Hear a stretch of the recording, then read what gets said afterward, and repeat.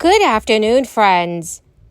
As 2023 comes to an end, the American people are being urged to check if they qualify for any leftover relief money. Many states have confirmed that eligible residents may need to take action in order to claim this relief. There are also different deadlines depending on where you live. I will be covering all of these details, so please make sure that you watch until the end of this video for the latest breaking news in Congress. Also, friends, to say thank you for being part of this community. Every Friday, I will be announcing several winners for the Walmart gift card giveaway. If you would like to enter these weekly giveaway, friends, please click and like several of my videos and then comment below the keyword of each video that you watch. The more videos that you comment on, friends, the greater your chances of winning these giveaways. Mr. Director, as you know, the Wall Street Journal yesterday or the day before put an article out, the CFPB targets an anti-terror tool. And essentially it's talking about selling credit header data to law enforcement. But it also, if they had written another article, been more specific also about credit information that would be available about what might be criminal history, that people who are going to lend money would have that opportunity to buy this data and information as they chose. At the time they're going to give someone money, offer a loan.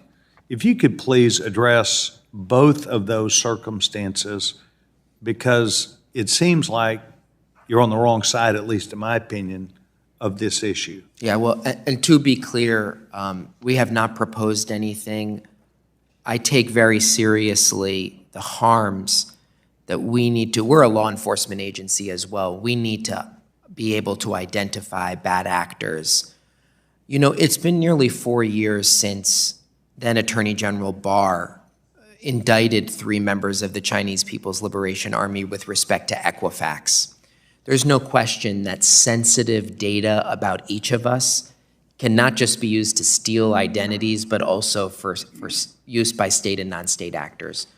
So I think we want to make sure that data is being used in ways that is appropriate here in the US. So there's not an effort to stop law enforcement or, as Congressman Sherman mentioned, to help financial institutions detect money launderers.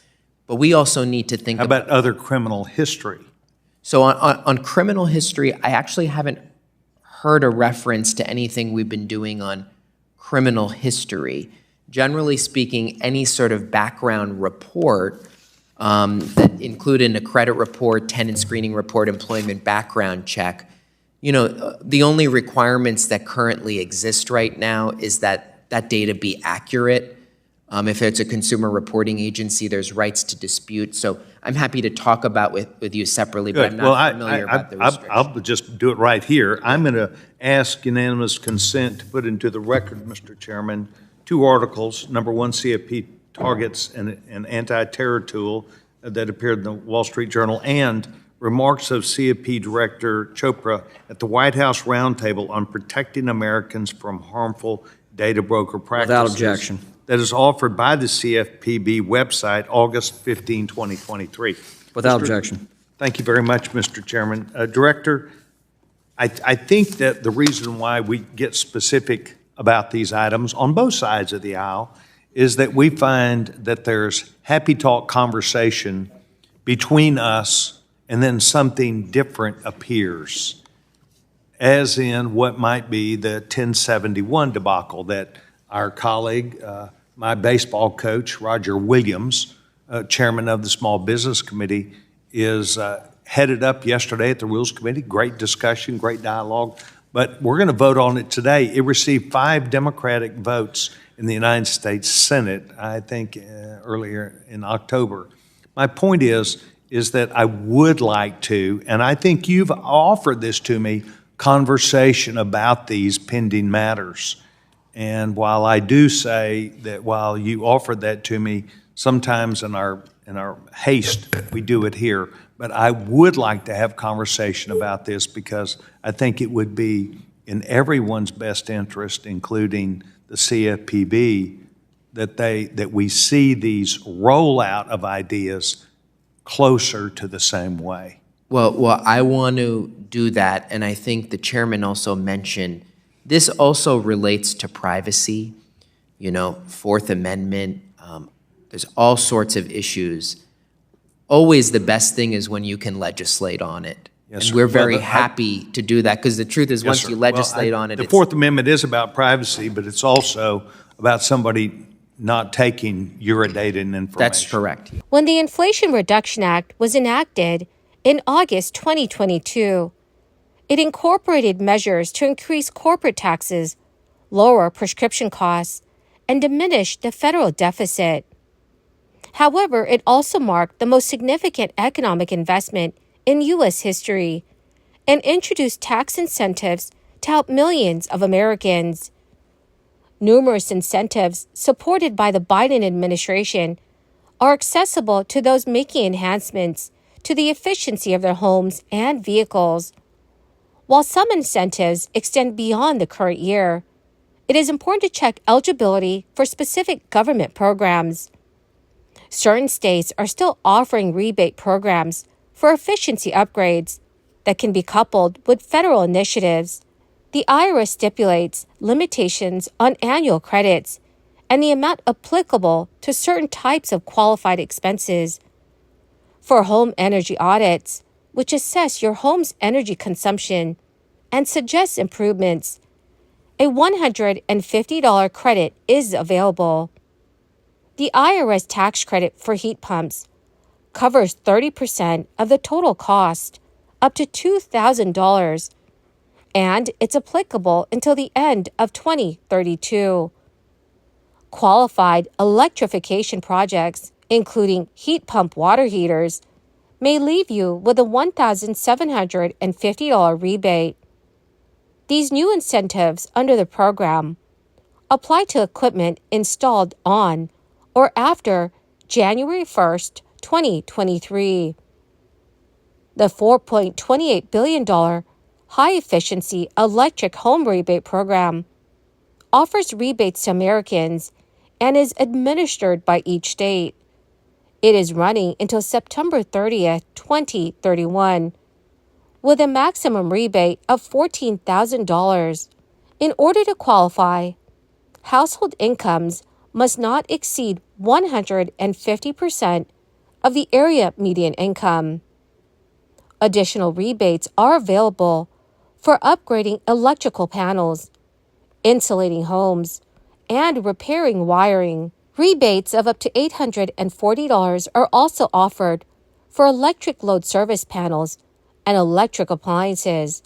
If you make under $150,000 or have a combined family income under $300,000, you may also receive a $7,500 tax credit for qualifying new electric vehicles. For used electric cars, a $4,000 credit is available to anyone buying one for under $25,000 from a dealer. Those looking for alternative to cars, SUVs, and trucks might be in luck in 2024 as far as incentives go.